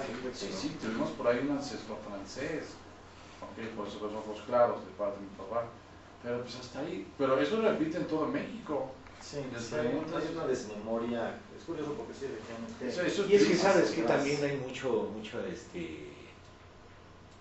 yo volví a tener, mi apellido es raro, yo volví a tener a través del Facebook, a contactar unos que son hijos, Sí, conozco gente, sí. hay un blog que se llama Arruñadas por el Mundo, ¿Cómo runeadas? Arruñada, Arruñadas. Arruñadas, por el mundo, este blog, hay un cuate de Argentina, Arruñada, ya estamos casi ubicados todos, es un apellido que se ha extinguido, Muy raro. es raro, y es un apellido que no va más allá de 1600. Un argentino dio al clavo. Viene de una región que se llama Da Ruñada. Mucha gente pensaba que era vasco, no, es asturiano, del lado de Taramundi. Es el que llegó más lejos ese cuate. Aquí, ¿qué sucede aquí? Aquí hay unos arruñada que no tienen sangre arruñada. Como los espurios. Son espurios. Hay muchos. Son judíos conversos. ¿Por qué? No, son Los orígenes de yo apellidos tuve de un tío lugares. que ese era muy aficionado a En Monterrey. tener romances con las prostitutas y les quería poner casa aparte Ah, qué muchacho. y anduvo legitimando cabroncitos que no tenía nada que ver con los Arruñadas y le puso el apellido Arruñada. Los tengo bien fiscalizados. Hay unos que se apellidan Arnold Arruñada que están en El Paso, Texas. Esos Arruñada no son Arruñada. De mi abuelo no tienen nada, vaya, ¿sí? Entonces, ¿qué sucede? Eso es lo que va haciendo ahora sí que, ¿cómo decir? Los renglones negros, o cómo se le podría decir, Torcidos. los renglones torcidos, Los pecaditos. los pecadillos por ahí, y se perdieron. Entonces a mí me dice, el que empieza, yo empecé ese blog hace 33 años en España. Entonces hasta él, y lo siguió José viene siendo mi sobrino, o sea, su padre de él y yo somos primos, porque su bisabuelo era hermano de mi bisabuelo, ¿sí? Comparten Y tatarabuelos. entonces Pepe, exactamente, no, de este chavo, él es mi sobrino, en esa línea, ¿no? En esa línea viene siendo mi sobrino. Entonces él lo volvió a hacer, yo los conocí a ellos muy chamacos, estuvieron ahí en Madrid y en Asturias. Pero ahí viene, es lo que te digo, ¿cómo se Empieza va? ¿Cómo vas viendo que las historias, como las terribles historias de las familias de las novelas de William Faulkner, ¿no? O sea, cómo se va haciendo la tragedia, la tergiversación, la mentira reiterada, todo ese tipo de cosas, ¿no? Que es nuestra historia aquí en México, es precisamente nuestra historia. Entonces, yo llegué hasta mi bisabuelo, y del lado de mi padre y del lado de mi madre también. Supe que mi bisabuela, la mamá de mi bisabuelo, era galesa, porque mi bisabuelo era de Escocia. ¿Sí? Tú estás salvado. Sí, y era judía. O sea, su Doble. madre de él era galesa, pero judía. Curioso. La mamá de mi bisabuelo. Hay una historia muy Y interesante hasta allí me quedo. de los judíos en Gales, muy interesante. Mi mamá, si tú lo hubieras conocido, era rubia blanca, con ojos azules, tú eres judía. Mi mamá tiene una estampa 100% judía, así como los judíos acá de Polanco, así rubios, muy blancos, de ojos azules, de nariz, de frente muy ancha, muy grande. Yo te voy a tener una foto de mi mamá, vas a ver, ahí está. Entonces te digo, los árboles, es lo mismo. Nosotros aquí en México, ese es precisamente, ¿cómo te diré? Yo creo que ahí es donde está el meollo también de un fervor patrio. El Porque orgullo no hacia tenemos. nuestro origen. Nosotros somos patrioteros, esa es la verdad. Porque aquí hay un cuate, yo que viajo en el metro, que soy un verdadero usuario del metro, te llegas a topar con cada cosa excéntrica, pero además que te llama la reflexión y en torno precisamente a nuestro nacionalismo, ¿no? Ahorita que estamos muy de Viva México, ¿no? El cuate se para, empieza a dar un discurso, dice, esto tiene un trasfondo así, acá y acullá, nadie lo pela. ¿Sí? Al contrario, hay de ti que muchas veces alguien sea partidario, por ejemplo, de Calderón, es como de la Virgencita de Guadalupe, ¿no? Oye, te puedes meter en un problema. Sí. Entonces, es tan heterogénea nuestra población. Yo me imagino, por ejemplo, Hidalgo, pues como toda esa gente desarrapada que se le fue juntando.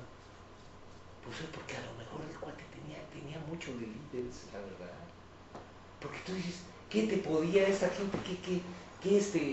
¿Qué concientización? ¿Qué escenario? ¿Qué es lo que te da, como decía Hamlet? No, también fue una leva por hambre. ¿Qué te da, qué te dice Hamlet cuando le dice, este cabrón yo le monto el escenario para reventarlo en la conciencia, al hijo de puta, ¿no? Al padrastro, ¿no? Es lo mismo. ¿Qué escenario teníamos?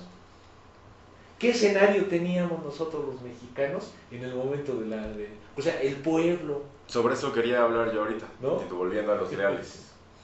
Antes de la independencia venía el pensamiento, que ya tenía luchas bastante fuertes a través de la prensa filtrada que llegaba a América. Se empieza a dar la corriente de la ilustración, ya había hablado Manuel. Los ilustrados sí pugnaban por una separación total. Antes de la independencia ya había habido unos conatos de levantamientos antes del de Cura Hidalgo que fueron apagados totalmente.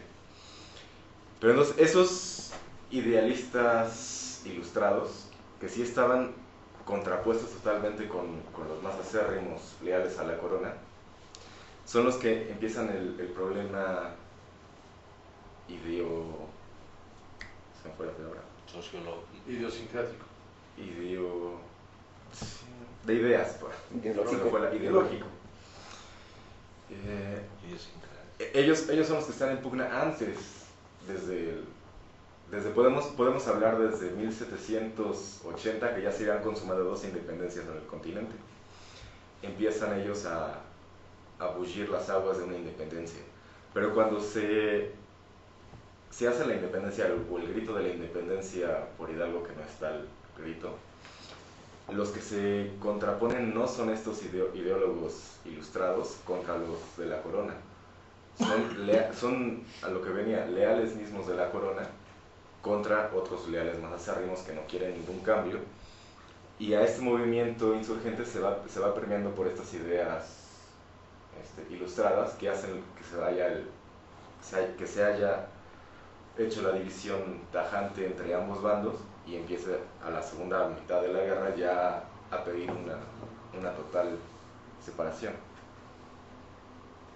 Bueno, yo la verdad es que no lo he detectado así, y eso porque parte de mi investigación ha tenido que ser revisar un periodo que corra de 1770 al 1800, y la verdad es que yo de los sermones, de los textos, de las prensas, no encuentro este debate. Es decir, una cosa es que Voltaire esté publicando, por ejemplo, ¿no?, cuestiones sobre el imperio en América, el imperio español incluso, y otra cosa es que en las Américas se esté debatiendo eso. Yo no estoy de acuerdo que se esté debatiendo. Eso lo podemos ver claro en la literatura. No se nota una ruptura, Sí, es decir, cierto. uno revisa, por ejemplo, los textos, los panegíricos que hacen, incluso no clérigos, sino gente que, por ejemplo, el Colegio de Abogados celebró un aniversario más de la... Entonces viene el director que habla y hace un discurso, y el discurso quedó ahí. Y uno ve las muestras de lealtad a la corona sin esos visos de ruptura. Los levantamientos de Nueva España, por ejemplo, de ¿se llama el rey qué? El rey Filipo, creo que se llama, en 1801 en Nayarit, no necesariamente pide independencia, pide derechos que les han ido conculcando, pero no necesariamente una ruptura. Y, por ejemplo, el levantamiento incluso muy fuerte de Nueva Granada del año 81 es por derechos, no por separatismos. Es decir, se ha repetido mucho esa historia de, viendo el ejemplo americano, querían, por eso sorprende tanto la ruptura, porque no hay anticipos serios y extendidos como para decir ya se veía venir esto. Sí hay el temor de que un levantamiento en las Américas podría generar la ruptura imperial, pero de esto a que se venga fraguando un discurso no lo tengo tan claro. Hay, por ejemplo, un texto de 1683, muy lejos, ¿eh?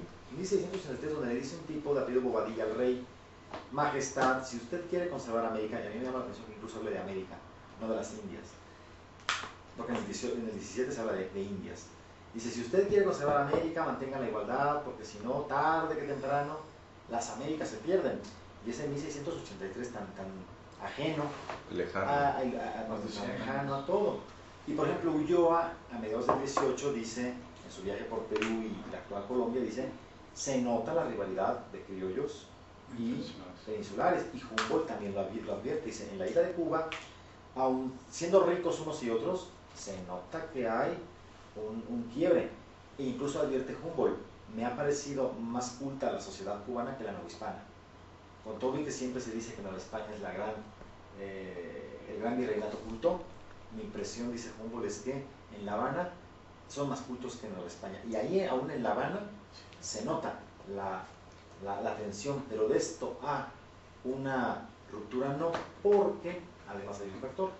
Recordemos que Juan Carlos III, 40 años antes del movimiento independentista, la orden del rey es, por una cuestión de recuperar regalías y de recuperar espacios, prohibir que los criollos ocupen ayuntamientos y altos cargos. La prohibición implica que antes se ha permitido. Y se ha permitido, ¿por qué? Porque durante todo el 17 y buena parte del 18, por la mala comunicación con España, por sus guerras continuas, por la interrupción de la navegación, España terminó no queriendo, sino admitiendo que las Américas se autogobernaban. Cuando llegan los Borbones, y sobre todo con Carlos III, empiezan a recuperar todo lo que han ido como soltando. Dicen, esto es mío, y va de vuelta.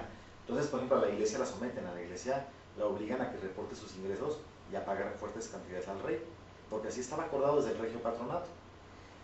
Prohíben lo de los ayuntamientos, les meten las intendencias, que es como que una burocracia militar, que es como la oreja del virrey, ¿verdad? Y que de hecho es, como lo hemos dicho, la que le da la cara a Hidalgo. Es el intendente Riaño el que le sale al encuentro. Nunca hablamos de quién era el alcalde de Guanajuato o el gobernador de la provincia. Nos brinca el intendente, que es el militar que lo tiene. Entonces, yo creo que no, esta idea de separación no. Si hay una idea de reclamar el espacio americano como propio, en el sentido de por qué los europeos nos gobiernan cuando podríamos autogobernarnos porque somos capaces de ello. Pero no estoy de acuerdo con la ruptura. Esto de la ruptura, por eso es tan sorprendente, porque cundió muy pronto. Es decir, sí hay la idea de en algún momento nos podemos separar. Toda la primera década del 19 es un runear el tema de y si nos separamos, pero a qué hora o cuál es la oportunidad para hacerlo. Pero creo que no es tan antigua la ruptura.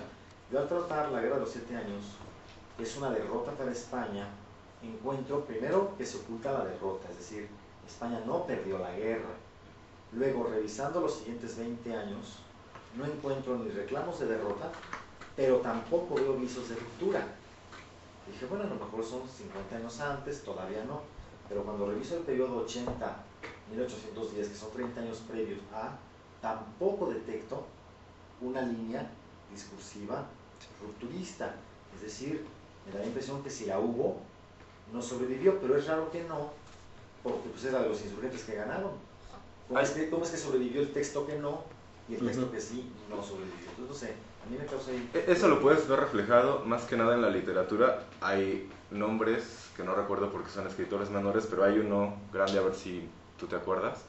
El primer escritor que vivió de escribir, que trabajaba en prensa y además hizo la primera novela moderna mexicana. A Sigüenza, ¿no? No, Sigüenza y Góngora. ese es más... Fue el que hizo la primera. Pero es más adelante, más Azuela. antaño, más antes. No, después. Más después. Hay uno que Azuela, Tejada. No, En Tejada. 1800, Azuela, ¿no? 1800, primo de Sor Juana, que es Alzate. Vivió 90 años. Alzate. El señor ¿No es Alzate? le tocó, no me acuerdo. ¿Tú te acuerdas? Tejada, no me acuerdo. Sí, O sea, tengo el nombre, bueno, no lo tengo ahorita. El señor vivió 90 años, le tocó toda la transición hasta casi la revolución. Y él, desde antes de que hubiera la revolución, es de los más importantes del corriente de la Revolución Mexicana. Casi no le tocó, pero fue muy longevo. Este hombre, en sus orígenes, empieza a escribir de la ruptura. Es de los máximos exponentes de la ilustración. Si llegó a la revolución, tenía 90 años, nació en Casi, 1920. No, él ya estaba escribiendo en periódicos antes del grito. Por eso. 20 años. Antes del grito.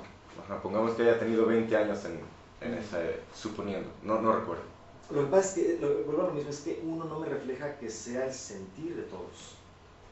Fíjate, cuando hace rato que decías tú de los virreyes, a mí me brinca una cosa, que yo también la leí. El virrey, yo creo Calleja, es el que tuvo mayor margen de maniobra, y ese O'Donoghue, ¿no? Sí, ¿por no qué hay rey razón? que lo maneje, claro. ¿Por qué? Porque los virreyes, uno puede decir ahorita como los presidentes, no, pues, y sobre todo los priistas, ¿no? Cuando el presidencialismo priista de hace 20, 10, 15 años, ¿no? De hace 15 años. Que poder, o sea, ese egocentrismo de la figura presidencial, realmente el virrey, España les hacía una simbiosis, les retiraba a los hijos, tenía una serie de cosas, la educación, todo, los traía cooptados, esa es la verdad, al virrey. O sea, no tenían una vida que tuvieran ellos un margen de maniobra al 100%. Entonces, con eso, pues, también los podían remover. Y si te puedo anular en el momento que a mí se me pegue mi gana, porque tengo agarrado lo que tú más quieres, ¿no? Lo tengo bajo mis órdenes. Entonces, eso también favoreció cierto resentimiento, ciertas cosas que socialmente también impactaron en que España no trae una dimensión, un esquema completo de cómo son las cosas aquí. Hay un desconocimiento muy grande. Eso fue por una parte beneficioso en ese sentido, y perjudicial en el otro, de que como no había los mecanismos, es como las plantaciones en Estados Unidos, era un control súper estricto, lo que se debía producir, las líneas de producción, la cantidad de negros, el perfil de cada negro en cada línea de producción, como siempre fueron los gringos, o sea, verdaderamente desarmados e insensibles, ¿no? Y en México eso no se dio. Aunque mucha gente habla de una gran... Realmente, aquí la cimarronería no era el hobby de los trabajadores o de los artesanos, ¿no? O de las gentes que trabajaban en los latifundios, ¿no? No era eso. ¿Por qué razón? Porque había muchas cosas sueltas. Esa es la palabra. Eso, en México realmente se da la independencia por azar, fue una cosa, fue un exabrupto, además de una manera exabrupta, como un exabrupto, porque realmente ahí está, si alguna vez se tuvo una concepción, y lo dice Gabriel de Careaga en Mitos y Fantasías de la clase media en México, lo dice, el criollo en realidad tenía una idiosincrasia que totalmente era ajena y era discordante de acuerdo a la imagen que tenían del criollo ahí en España, el criollo de aquí en México.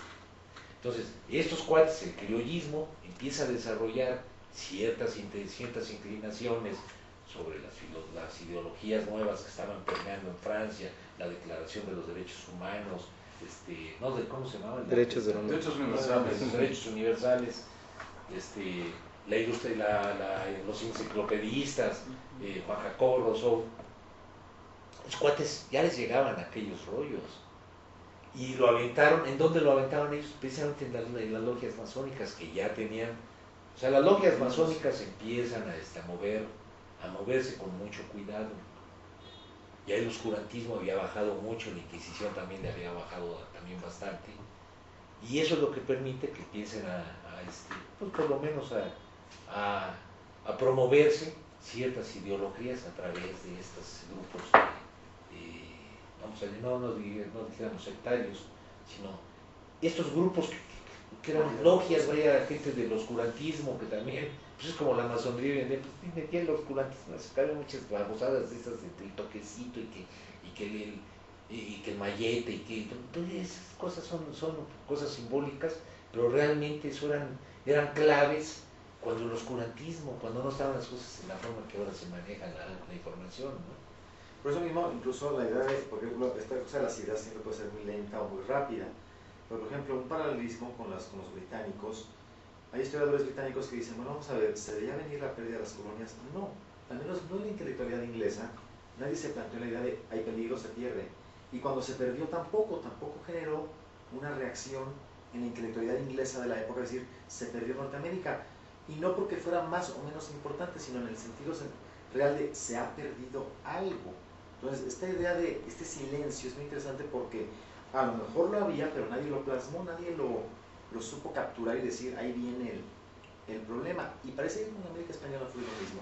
Esta idea de ruptura con España no es tan real como lo parecería, e incluso ahora se ha desmitificado mucho, y creo que con mucho acierto, suponer que incluso cuando se dice, ¿no?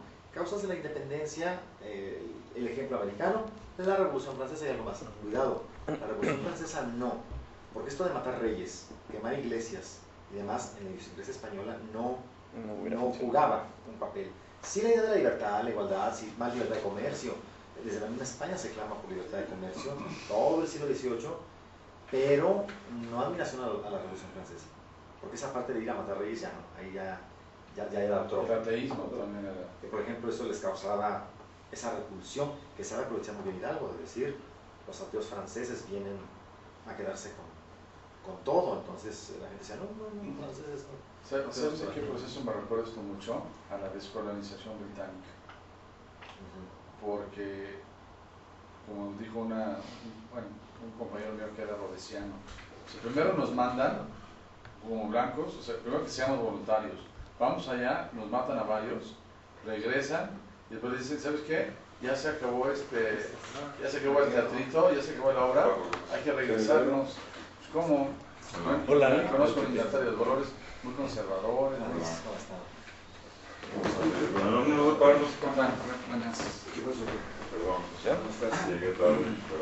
Y algunos se hicieron para atrás, y unos ya quisieran liberarse, otros les sorprendió.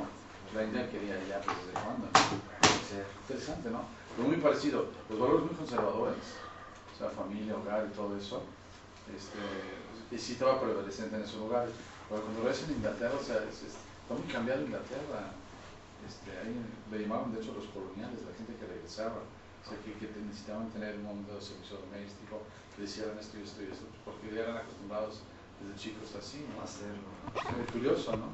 Ahora, estas ideas separatistas seguro que estaban ahí, pero ¿quién las supo reproducir o quién no? Da entonces esta idea de sí, no estaban, porque no hay tantos rastros de ¿no? Digo, a mí me sorprende mucho que no se conserve. Incluso el discurso insurgente es más escaso que el discurso realista. Ya, yo hubiera esperado encontrar al revés, poquito o nada de los leales y mucho insurgente. Pues resulta que no, resulta que encuentras cualquier cantidad de los leales y encuentras lo de siempre, ¿no? Pero también está el acceso a los medios que tenían. O sea, generalmente los periódicos eran controlados por el gobierno. Pensé también eso, pero los insurgentes tienen todo el Los insurgentes tienen sus panfletos que son distribuidos clandestinamente y no les llegan a todos. Es correcto, pero tampoco los periódicos no hispanos no llegan a la gran masa. Es decir, también pensé en esa posibilidad.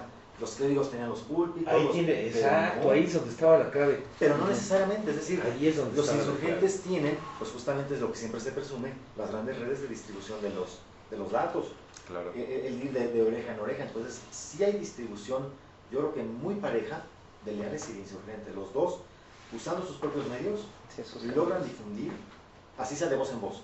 Pero Pero, se hace, ¿sabes qué? Había cierta literatura. Ahí tienes a Sor Juana, ahora cuando la estudiamos. Sí. Sor Juana llega a acceder a un montón de libros. A todo el de índice literatura, prohibido. Pero vi a quién. Ajá. Era amigaza de Carlos Sigüenza y Góngora, que estaba, pues era Ah, y cura, también era amiga estaba de metido. la Ese señora. cuate Mira, es el que de la le- señora que le virreina. pasaba, Ay, reinas, es el que le conseguían los libros, literatura que estaba prohibida leer aquí. porque el contrabando al siempre vulgo. hubo. Claro, pero estuvo a niveles altos, no llegaba No, a claro, los- no, porque tampoco el pueblo ni para qué le das a un saldapatas un libro. que a un Exactamente, yo creo que también por eso no hay esa cantidad de información, ¿no? libro. Exacto. ¿Para Pero quién era? las dos partes tuvieron redes para difundirse lo que pensaban. Es decir, sí, no tenían las imprentas oficiales los insurgentes, pero tenían todo el clandestinaje y lo ocuparon de una forma estupenda, quizá mucho más, con más habilidad que las redes de los leales, que eran lo oficial, lo que aparentemente estaba a la mano. Pero pensando que los insurgentes tenían a la turba iletrada, los panfletos no eran tantos y era más de voz Pero en ahí voz. ya no era culpa de los leales, eso Claro, ya era claro. cuestión de a quién me dirijo. es decir, Exactamente. porque a mí me queda claro, Morelos dice, y se fijen todos los postres, los sentimientos de la nación, bueno, estupendo, pero es que tienes una masa que no va a se verlo. ve nada. Claro. Así que bonito adornaron los postes. Exactamente, son algo nuevo. Entonces es muy interesante porque sin duda al ver a los leales rompes muchos tópicos de la guerra Ahora te los independencia. sustituyeron por foquitos. Oye, una pregunta. Hablas de que se preguntaban que cuál es el proyecto independentista. ¿Y en las otras independencias también había ya algún más definido o también igual de cierta forma? Yo hasta lo que encontré de Buenos Aires y Perú me da la impresión que tampoco, es decir, Igual, también hay una igual. idea de, bueno, a dónde nos quieren llevar, si rompemos con España, pero luego qué O sea, aportas, es qué igual, me ofreces. realmente no hay, Sí, no hay nada similar a los Estados Unidos, por así decir. no, aunque Con la guerra del narco, atrapas a la Barbie y a dónde vas.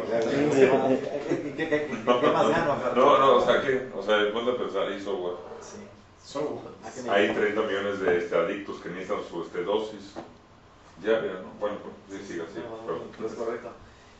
Claro, a menos de que también el tema americano está muy mitificado, tampoco lo vieron tan claro, también así que les costó trabajo también organizarse, pero bueno, había como más carnita de donde las élites por lo menos ajusticiar.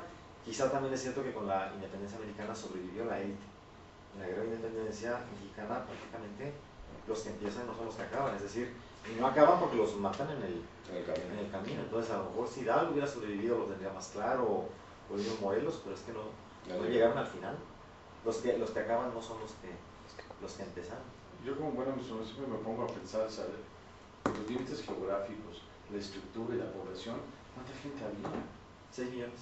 Nada, pues esa es la colonia Roma, ¿no? Para ¿En qué año? 1810. Pues nada. Un siglo después, para la revolución éramos 14. Sí, sí, hasta Qué lento crecimiento. Hasta que en el siglo XX fue enjundioso y a 97 millones. Dices, bueno, pero Ayer que le platicaba a mi familia en la cena de que murieron más de 1 millón de personas en la revolución mexicana, el 10% de la población Sí. no me creía. No me creía. O sea, empecé a citarles cosas. Ay, sí, es cierto. O sea, el 10% de la población, es como que éramos 12 millones. 12 que 13 millones y si nos echamos 1 millón, sí. 1 millón. Es mucha gente, o sea, proporcionalmente sí es mucha gente en 10 años. ¿Verdad? Y no necesariamente todos en combate, sino la bala perdida, o sea, El hambre, El hambre. Influenza, las enfermedades. Los largos. En largas combate caminatas. 350,000, ¿no? 400,000. así es. Ahora, esto del hambre que dice es interesante porque en México no hay testimonios de hambre. O sea, pareciera que esta tierra ha sido generosa hasta en la guerra. No hay estas narraciones de comimos puertas y nos comimos a las ratas. No, porque siempre hubo, aunque sea los frijoles, y con ese desprecio de, pues comían frijoles, pero Bueno, comían. más bien, creo que de enfermedad, creo que es una mala palabra. Es lo que más. En la revolución hubo esta epidemia. Exactamente, más que hambre, ¿verdad? No hay narración estas de pasamos una hambruna de miedo, No, porque parecería que, Y al contrario, sí las hay en 1521, por ejemplo. por ejemplo, ahí se habla de las hambrunas, las epidemias, todo eso. Entonces es curioso cómo pareciera que hasta eso no hemos padecido esas hambrunas europeas de ponimos puertas y hicimos con acerrín el pan y cosas así que por lo menos no quedaron esos testimonios, ¿no? O como diría, Y los que vivieron la revolución tampoco hablan de hambre, dicen, sí, corríamos porque me disparaban, pero no nos quedamos 2 semanas sin comer, eso no hay esos testimonios. En Europa sí, con las guerras mundiales, las historias son de miedo. y los irlandeses, el problema de la papa. Los En comen las Asia. hojas en vez de la papa. En Asia, ¿cómo fue eso a todo? Pero una cosa que yo leía Martín Moreno, si nosotros realmente o sea, mucho de lo que comentamos en la poesía, si nosotros matamos a nuestro ser, realmente si tú ves, nosotros matamos a nuestros héroes, a los que nos dieron patria, a los que estamos diciendo ahí que los que nos dieron patria y libertad, nosotros matamos. Sí, la revolución igual. Eso es una Sí, no quedó uno. Y todo es una reductio, ¿cómo dicen? Reductio ad absurdum, ¿no? Es una reducción al absurdo. O sea, lo que fue nuestra razón de ser, nosotros lo aniquilamos. O sea, los que nos dieron nuestra razón de ser, es lo que le sucedió a Juárez, por ejemplo, con Porfirio Díaz. ¿Sí? En Calpulalpan, cuando aquel le dice, pues ahí está para que vea cómo se sirve una mesa, y no le dijo, tú cumplió con su deber, cochero, vámonos. Su palmo de nariz, sin mantenerlo a raya, era su paisano.